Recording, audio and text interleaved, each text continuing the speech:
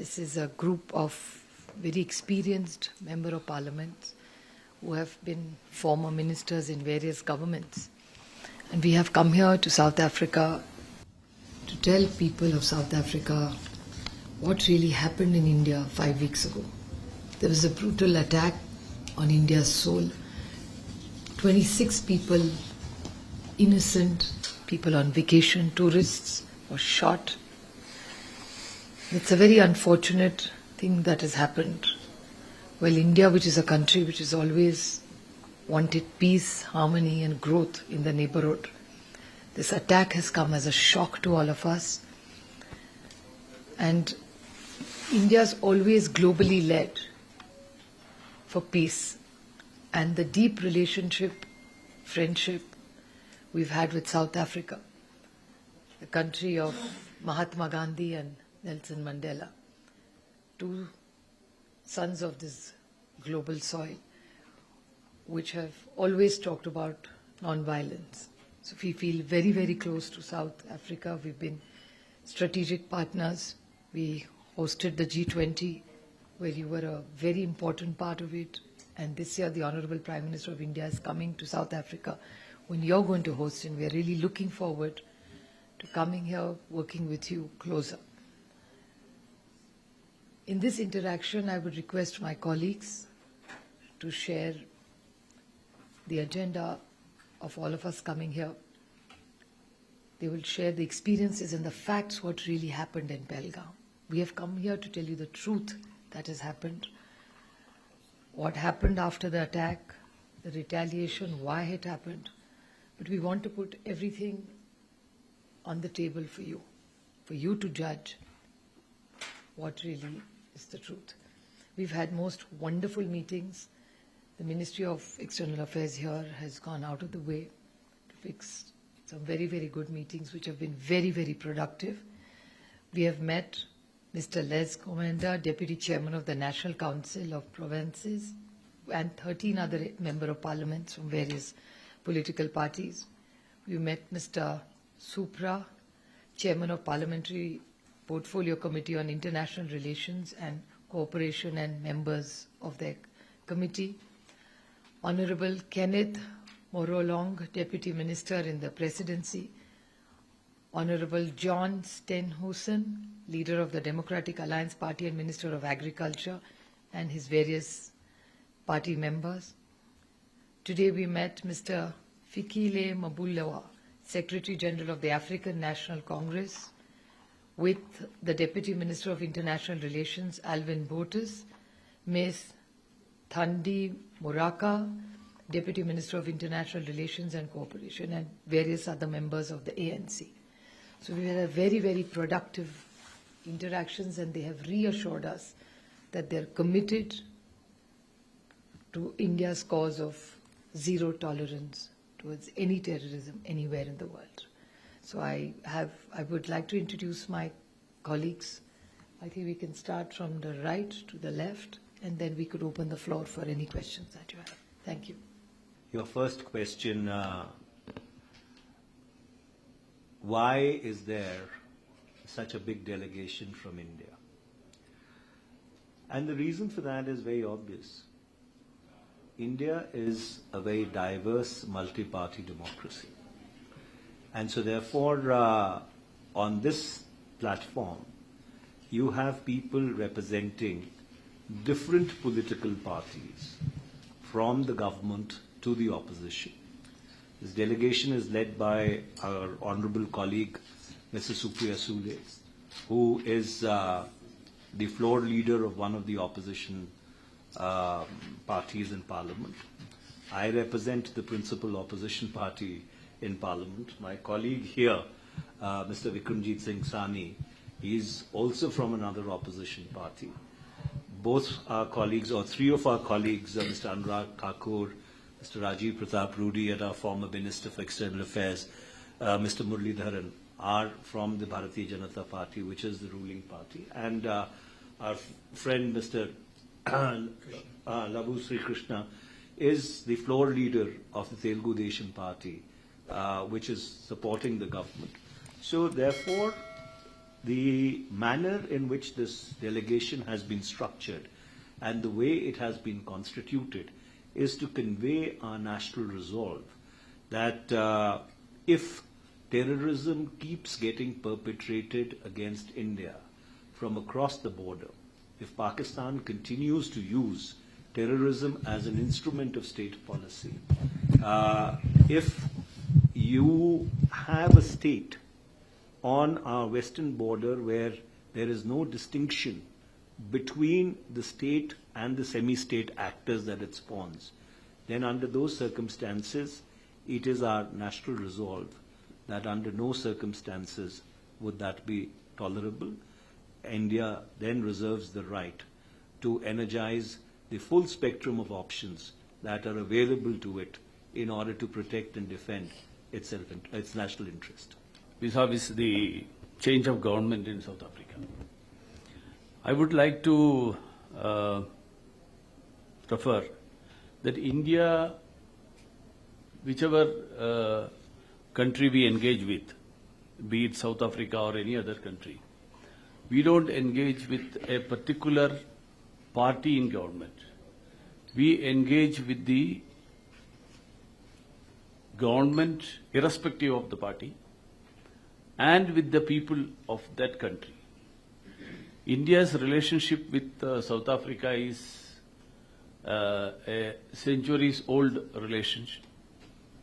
We have been partners as people to people, as well as in trade and economy, and government to government. In a democratic process, it's natural that the people elect the government or the party they choose to the government. But countries engage themselves irrespective of these factors.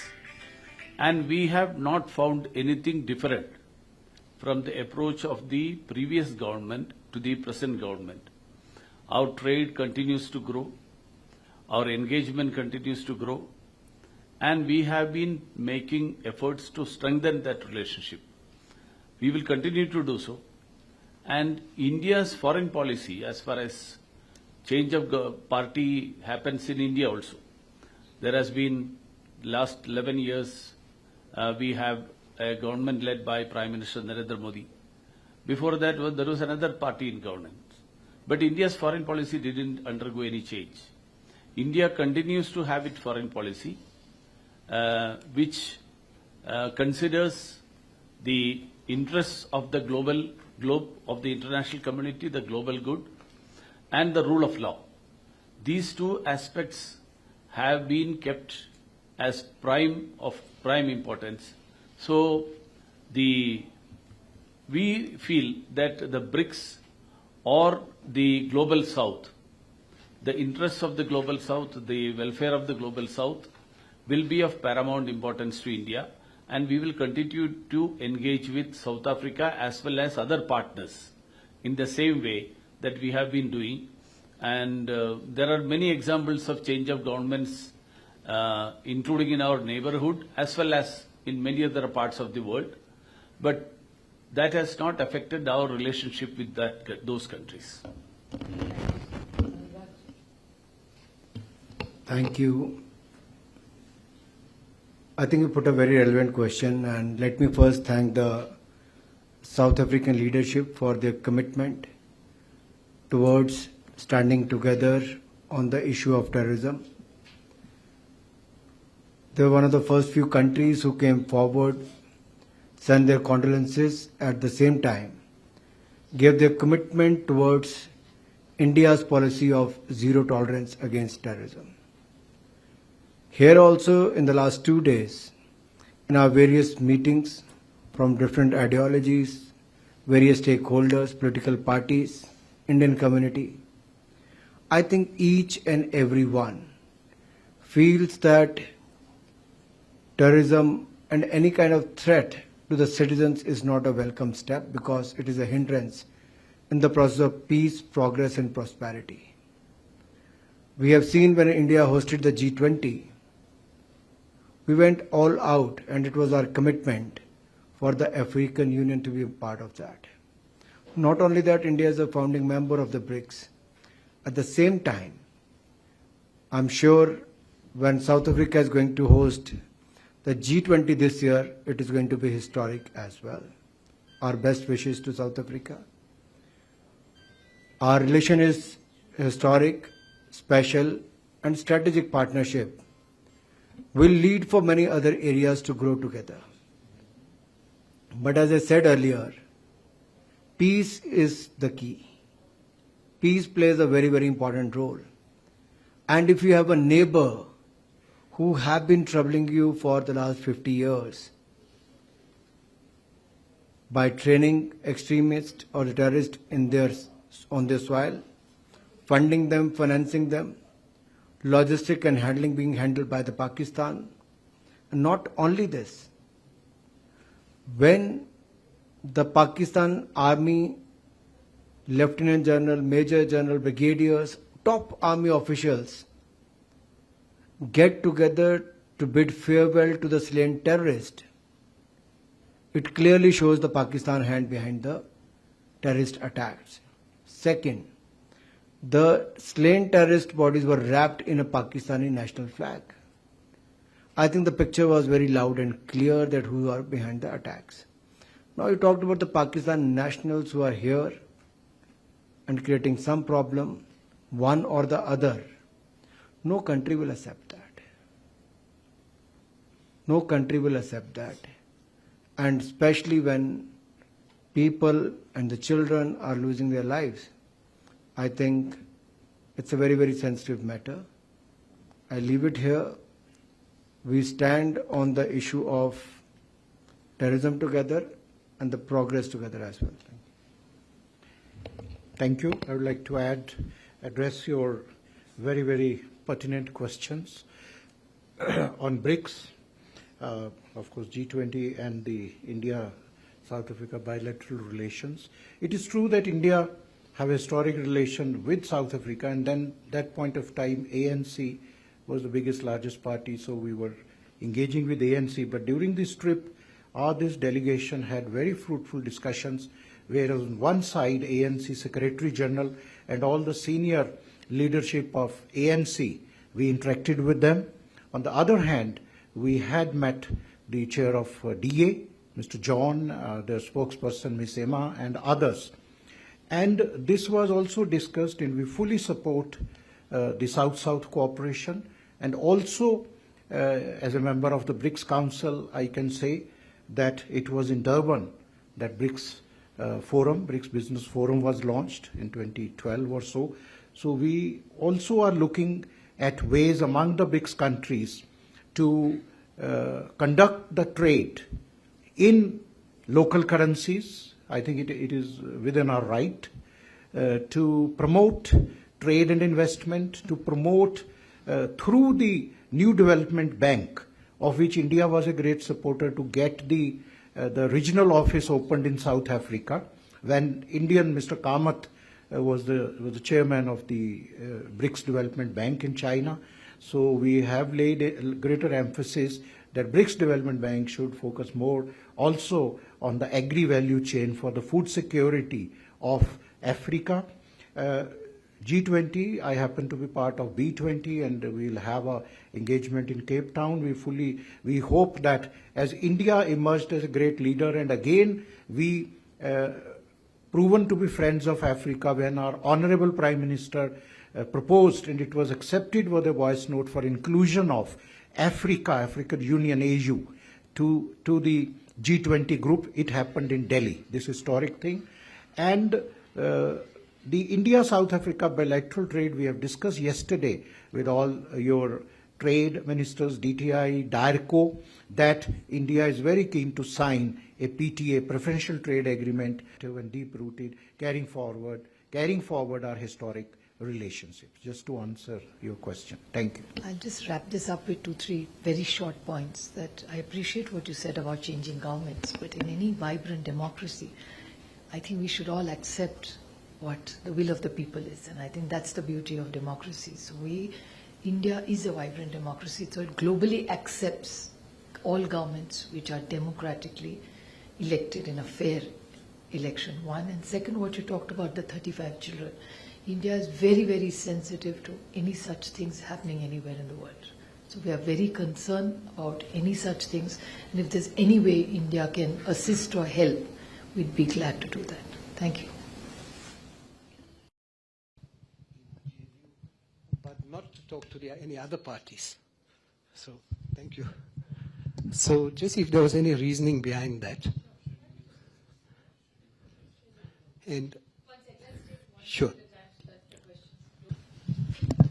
Parties we met, of course, the ANC and DA. But if you see, we met also the Deputy Chairman NCOP, who belongs in Kata Freedom Party, and other MPs who were there, which included EFF as well. So in fact, we have, and in the Portfolio Committee meeting, other parties were also present. So Portfolio Committee on International Relations and Cooperation. So we have touched almost all the parties in the short time that we had here. There are another 6 groups, so in total there are 7 groups that have been visiting almost 50 countries. And there are almost more than 50 MPs that are in this whole delegation. Except for 3 countries, whichever country our delegation has been going, everyone is very vehemently condemning the incident that has happened on April 22nd. And also they understand our point of view, why after the Pahalgam happened, the actions that Indian government has taken, because we have waited almost for 15 days. 15 days for Pakistan to take action on that. Still they didn't take any action. More than that, even from our side, there are 3 main issues that have been raised. One is that Pakistan, which is the host nation, there are a lot of non-state actors that are repeatedly attacking against India. And the second one is the Pakistan is willing to address these threats posed by these non-state actors. Third one is Pakistan is actively supporting and sponsoring these attacks by non-state actors. So these are the 3 issues that are bothering India, and this is not the first time, but it is happening repeatedly. And every time it happens, gone out of the way to the extent that even in one of the incidents that has happened in Uri, the ISA has been given access so that they can actually come and verify the facts and everything, but still no action has been taken. So there's a change of stance that has happened with India. So we want to go and explain to them wherever we went, whichever country we went, except for these 3 countries that have openly supporting the other nation. Except those 3 countries, every other nation is positively looking at it. Direct interaction or we all have very packed schedules and traveling from one place to another, conveying the message of 1.4 billion Indians that we stand together as we are the victim of cross-border terrorism. And the message is very loud and clear. Whatever we have seen from the reports, that anywhere the other delegations have gone on the issue of terrorism, majority of the people have come in favor because it is not a threat only to India, but a threat to the world. And there is one country in the world which has become the birthplace and also the school for terrorism. Not only stopping there, they are funding, financing, logistic handling, and to the export of terrorism from the state of Pakistan. And I think that message, why I'm saying so is, as my dear friend Manish Tiwari ji has said, we may be from different ideologies, from different political backgrounds, different regions, may speak different languages. But on this platform, we are speaking just one language. Language of India against terrorism, exposing the role of Pakistan. Why so? Because during the Pahalgam attack, they identified people on the basis of religion and then killed them. They left the women and children to go back and spread the message that they have been identified on the basis of religion and killed.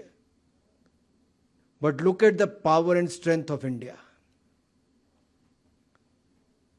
There might be more than 1,000 accents, 22 national languages, which has been, as per our constitution and all, identified and recognized. Each and every state and stakeholder, people of India, want us to go across the world and spread the message and expose Pakistan. That is what we are doing. And I'm sure, like us, other groups are successful in conveying the message very loud and clear about Pakistan. Multilateral organizations consider terrorism to be a crime that individuals and organizations do. So if you have a list of those entities and individuals which are sanctioned by the UN, it is always about individuals and entities. That's because the Westphalian system does not provide for states to do these acts which are criminal in nature. And therefore, the UN, which was formulated in the last century, doesn't have an approach to counter terrorism in the manner that we are facing now. And that's why South Africa and India together work to update the UN system. In fact, we want it to be fit for purpose for the challenges of the 21st century. And we work together in the trenches trying to reform the United Nations system.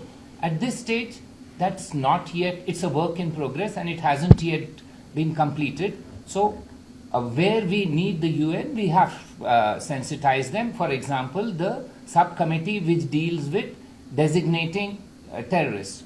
We had a team of experts go then and explain to them about how we could designate a terrorist organization which is called the Resistant Front. Now, the Resistant Front was the organization which took responsibility for this attack. Yet, there were some countries which helped it not to be named in a statement that the UN was doing. So we've provided them the information. That is a separate process. It's a technical process. It's a process which goes through the UN committees and will come out through a counter-terrorism report. So that's what we are engaging with the UN for, not in terms of interstate dialogue, because UN is not the forum for that sort of interstate dialogue.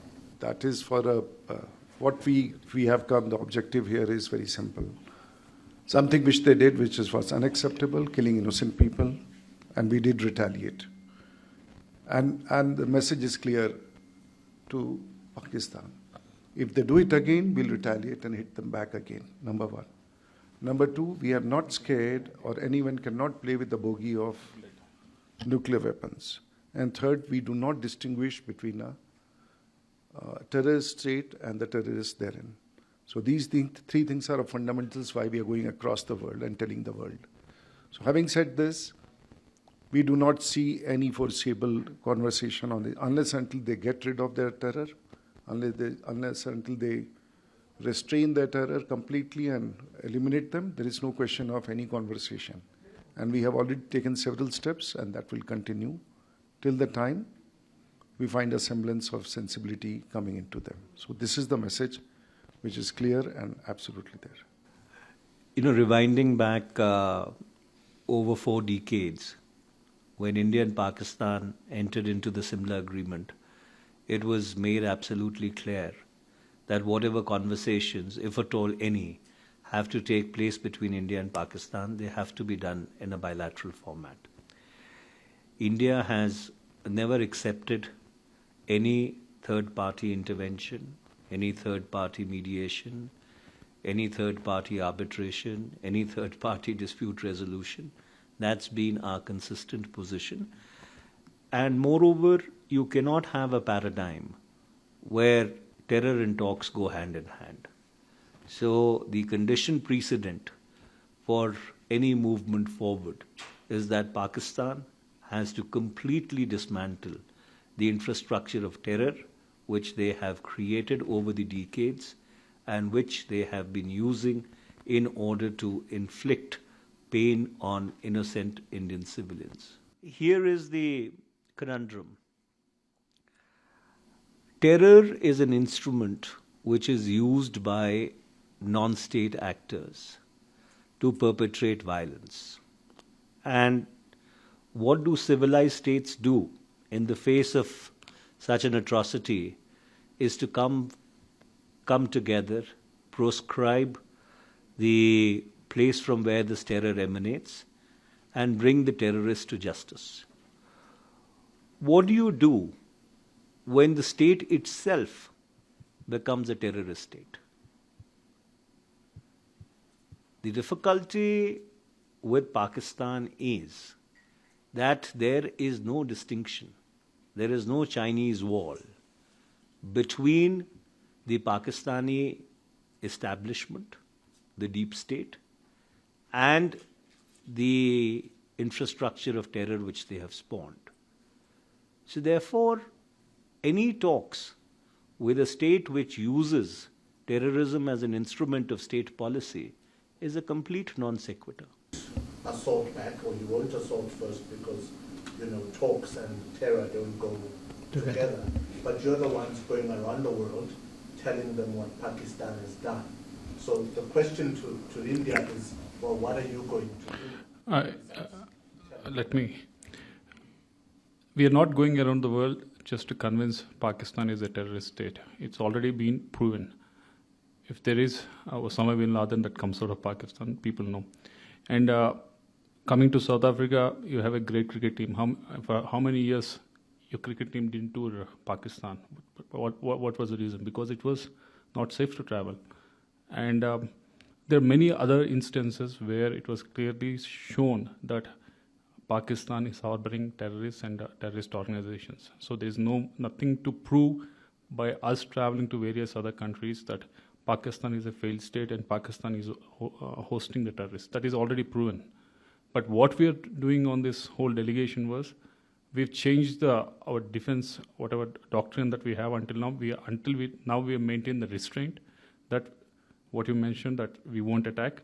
But what we are trying to do with this delegation now is we are trying to tell the friendly countries like you that this defense strategy has been changed. We don't see difference between a country that is hosting terrorists and a terrorist organization. If someone is hosting them, definitely we will try to eliminate that threat because this is really bothering India.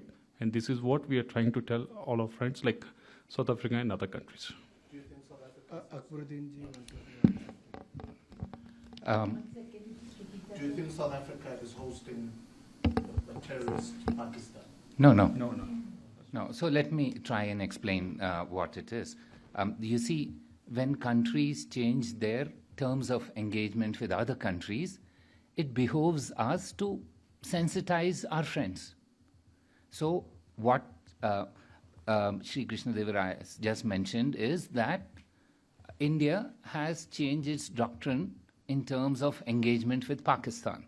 So it's important for everybody to know that henceforth this will be our approach. And we need to engage and sensitize everybody for this reason that we would want you all to know that going forward, there's going to be a change in our approach. And this is a form of preventive diplomacy. We are not looking at the past. We know what has happened in the past, but when looking at the future, we don't want you to be surprised should something happen again in India. And our response is the way we've explained. We've drawn some red lines. We wouldn't want those red lines to be crossed. And we are communicating this to everybody in a manner that they understand properly. So please understand that we came to friends first. So the first visit in Africa actually is to you.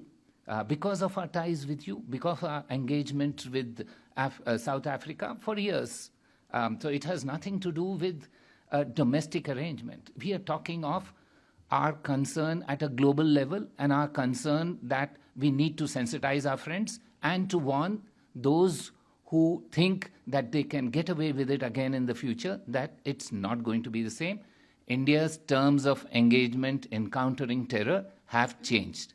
ANC and the Democratic Alliance, right? So I want to know what was South Africa's stance, what did they say about support to India against this Pakistani terror hubs and terrorists operating?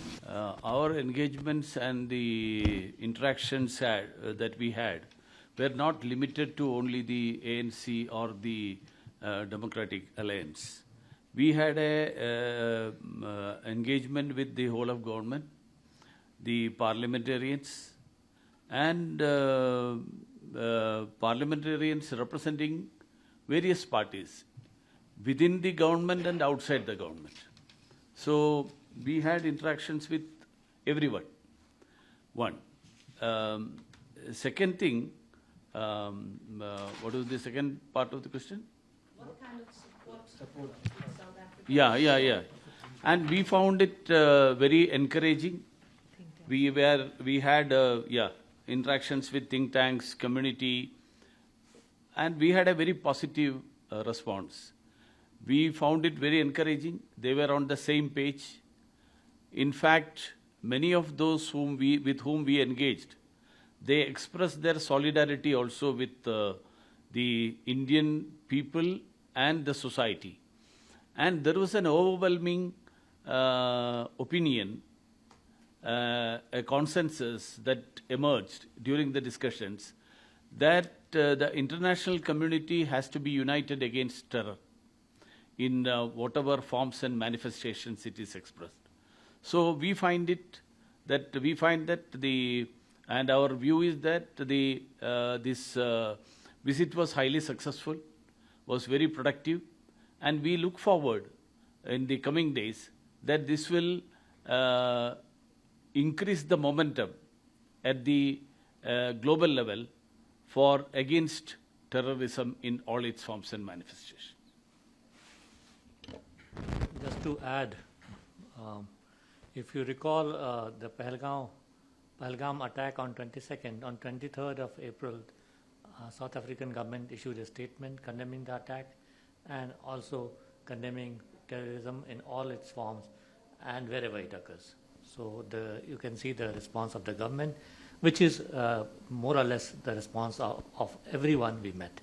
We had a very fruitful engagement with the entire Indian community, and there were discussions, and they felt very cheerful, getting the backing of such a powerful, multi-party, multi-dimensional, multi-regional, whatever you say, cutting across party lines, cutting across provinces. They were very enthusiastic, and we did sing some patriotic songs together. So it was a very good bonhomie for them, and they are all for zero tolerance for terrorism. And of course, India is sweeping the world away, whether it is Indian cuisine or its beautiful culture and unity in diversity. And now I must say, about 5 minutes from here, there's a Sikh temple, Indian Gurdwara, where I am also a trustee, and you get 24/7 nice veg curries and cholas and everything, just a walking distance from this hotel. Thank you. I think also enjoyed the South African. No, just to circle back to your earlier question about delegations. Pakistan doesn't send delegations; it sends terrorists. That has anything to do with our outreach, because that has not even impacted India's response after the Pahalgam. And there was an earlier question that there are only two ways of responding, either militarily or bilaterally. India has now shown to the world that there are many other ways. Like, we didn't attack anyone militarily. We didn't cause any damage to civilians. We searched out the hideouts of the terrorists and then eliminated that. So that was the response that India did. Of course, bilateral engagement, we have always been open, but at the same time, bilateral engagement cannot happen when on the one hand you have training centers for terrorists and send those terrorists across the country. And our outreach Our outreach is an effort, as Ambassador Akbaruddin mentioned. The multilateral bodies have not found a mechanism to deal with such terror of the state. So it becomes imperative that the international community and countries across the world have to come together to put pressure on the multilateral bodies to reform themselves. So India has been demanding the reformation of the multilateral bodies, and terror is one area where it requires further consensus, further awareness creation. So to that extent, we believe and we are convinced that our effort has been really encouraging, and it will prove to be productive. Thank you. See, Pakistan has a first use doctrine. India has a declared no first use doctrine. But within the nuclear overhang, there is enough space for a conventional punitive response if Pakistan continues to perpetrate terrorism against India. So no one should be under any illusion that the nuclear shield can be used as an instrument of blackmail to continue perpetrating terror against India. If you remember pandemic, it was more of infodemic. A lot of misinformation flown from one part to other part on the digital platforms, from the WhatsApp group to the X to the others, which has taken thousands and thousands of lives in each country. So the first-hand information is always useful. So we are here from different political parties, representing 1.4 billion Indians, to communicate what actually is going on the ground, convey the right message, what is the new normal as far as for the counter-terrorism across the border we are facing for the last few years. And we just want to keep you informed, the friends from the media and friends in the government and the opposition political parties, that what India is facing for the last few years and what India's new normal approach is going to be against the terrorism or to counter the terrorism. Thank you.